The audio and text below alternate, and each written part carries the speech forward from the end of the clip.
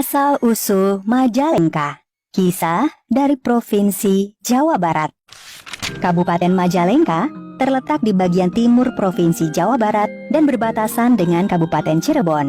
Kabupaten yang dikenal kota seribu curug karena memiliki banyak curug atau air terjun ini juga dikenal dengan julukan kota angin.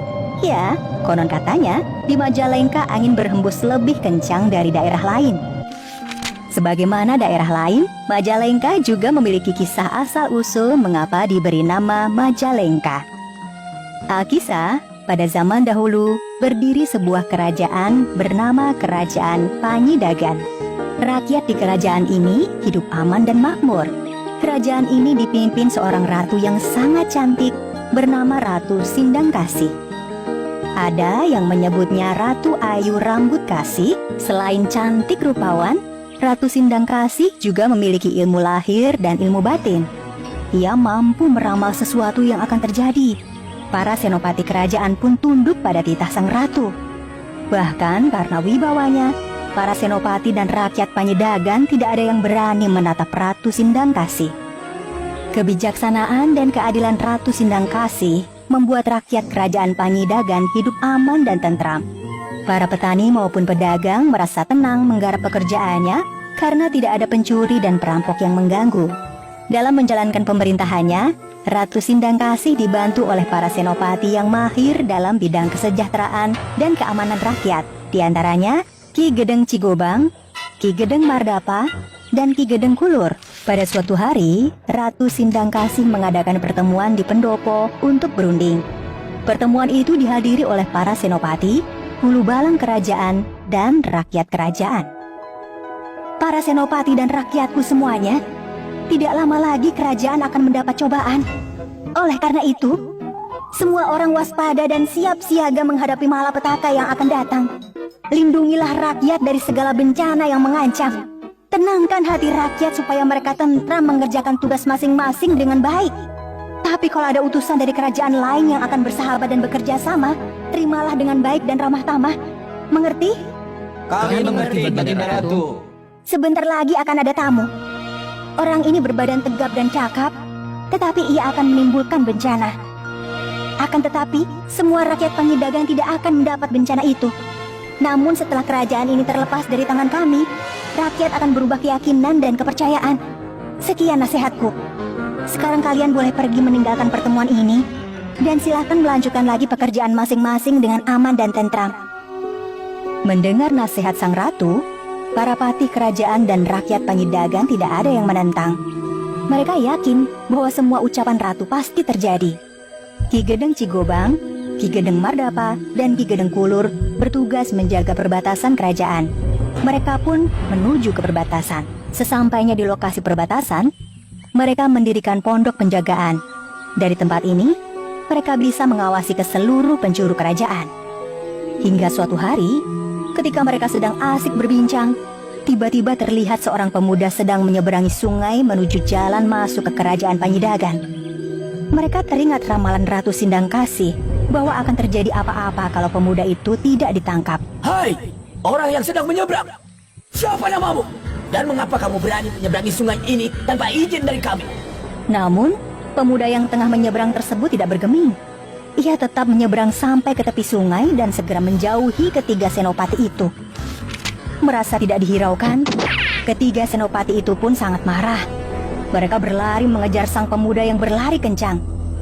Namun ketiga senopati kalah cepat karena sang pemuda semakin jauh menghilang. Akhirnya mereka mengepung sang pemuda dari beberapa arah hingga tidak bisa melarikan diri lagi. Nah, mau kemana kau sekarang, Ang? Melihat keadaan dirinya sudah terkepung, sang pemuda masuk dan bersembunyi ke dalam suatu rumpun yang tak jauh dari tempat itu. Di tempat itulah ia meminta perlindungan Tuhan Yang Maha Kuasa dan menghentakkan kakinya. Ajaib! Tanah yang diinjak itu terbelah dan membentuk lubang. Sang pemuda pun masuk ke dalamnya. Tiba-tiba tanah yang retak itu tertutup kembali seperti sedia kala. Alangkah terkejutnya ketiga senopati itu sebab sang pemuda sudah menghilang. Penasaran, mereka mencari-cari dengan menebas semua rumpun, namun tidak menemukan apapun. Akhirnya ketiga senopati itu putus asa dan menghentikan pencarian. Setelah berunding, Mereka pergi bersama-sama menuju ke kerajaan Panyidagan. Sang pemuda ini ternyata bernama Pangeran Muhammad, berasal dari negeri Sinuhun Jati, Cirebon. Kedatangannya ke kerajaan Panyidagan untuk meminta buah maja untuk mengobati rakyat negeri Sinuhun Jati yang sedang dilanda wabah penyakit. Ketika di dalam tanah, Pangeran Muhammad kembali memohon diberi kekuatan kepada Tuhan Yang Maha Kuasa agar dapat keluar dari dalam tanah.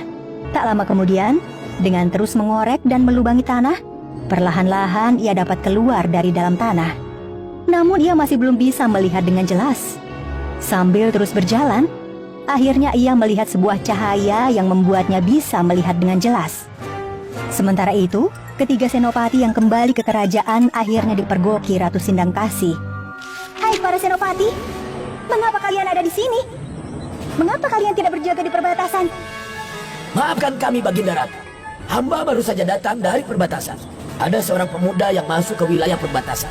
Akan tetapi, ketika kami kejar, ia menghilang tanpa bekas. Semua rumput telah kami tebas, sampai tak ada rumput pun yang tertinggal. Namun pemuda itu benar-benar menghilang. Aku tidak percaya dengan berita itu. Sekarang kalian harus mencari orang itu sampai dapat dan bawa kemari. Sebelum tertangkap, kalian tidak boleh kembali. Pergilah sekarang juga dan tangkap dia hidup-hidup. Ketiga senopati itu pun segera pergi dan mencari Pangeran Muhammad ke segala penjuru. Jerih payah mereka akhirnya menemukan hasil. Mereka sampai ke kebun jati di mana Pangeran Muhammad sedang beristirahat. Tidak butuh waktu lama, mereka serentak menangkap dan membawanya ke pendopo istana. Baru saja sampai ke halaman keputren, Ratu Sindangkasih sudah keluar dan menemui Ki Gedeng Cikobang. "Lepaskan dan biarkan orang itu beristirahat dulu. Perlakukan orang itu seperti kalau kamu menerima tamu kami." Ki Gedeng Cikobang kembali lagi ke pendopo dan meminta Pangeran Muhammad beristirahat dan mandi sebelum menghadap Ratu. Ki Gedeng Mardapa dan Ki Gedeng Kulur menyediakan makanan dan minuman. Setelah beristirahat, Pangeran Muhammad segera menuju ke putren. Ratu Sindangkasih memperhatikannya dari jendela. Sang ratu terpesona melihat Pangeran Muhammad. "Hai pemuda, dari mana asalmu? Mengapa kamu berani masuk ke kerajaan kami? Apa maksudmu datang kemari?" Ampun Baginda Ratu, hamba berasal dari Cirebon. Hamba datang ke sini diutus oleh Sunuhun Jati mencari buah maja untuk mengobati rakyat kerajaan Cirebon yang terkena wabah penyakit. "Hanya itu permintaanmu?" Betul Baginda Ratu, hanya itulah permohonan hamba ini. "Baiklah, aku akan memenuhi permintaanmu. Asal kamu memenuhi syarat dariku." Baik Baginda Ratu, apa syaratnya? "Syaratnya sangat mudah. Aku ingin mempunyai keturunan untuk melanjutkan kerajaan Panyidagan ini.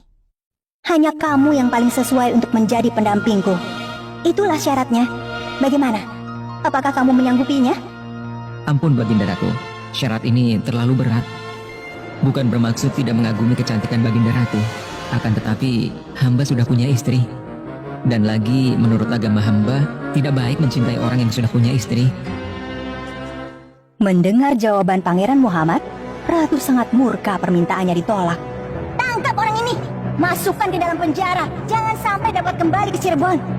Buah maja tidak boleh dimilikinya atau dibawa ke Cirebon.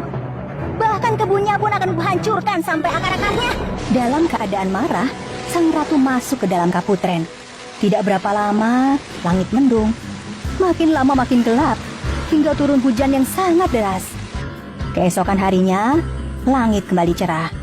Rakyat Panyidagan melakukan aktivitas seperti hari-hari sebelumnya. Namun, semua orang terpaku melihat keadaan kerajaan Panyidagan berubah. Kaputren dan Ratu Sindangkasih menghilang.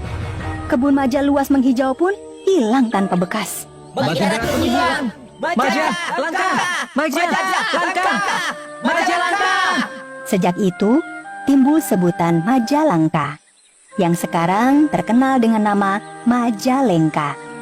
Sedangkan Pangeran Muhammad yang diutus Sinuhun Jati tidak berhasil mencari buah maja. Ia terus bertapa di Gunung Haur sampai meninggal dan dikebumikan di sana. Sejak itu, Gunung Haur terkenal dengan nama Margatapa.